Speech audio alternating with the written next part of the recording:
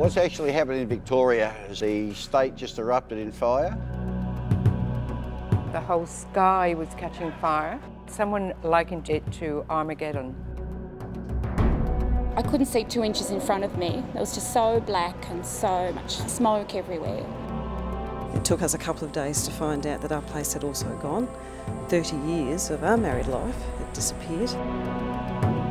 The people who have escaped the fire have lost everything except what they were standing in. It is total devastation.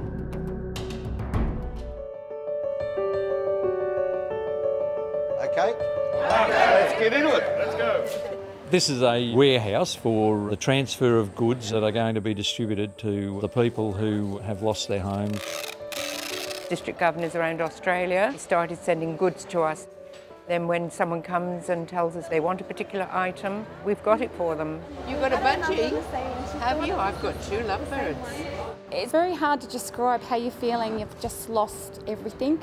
There's no identity of who you are, there's no history, there's no nothing behind you. We have been given everything that we currently are living with. We're feeling quite overwhelmed by all of that.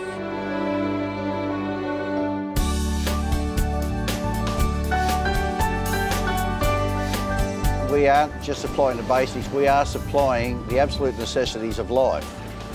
And to the Lion's credit, while the other agencies are sitting on their hands trying to work out where to start, we are on the ground doing it, and we're doing it very, very well.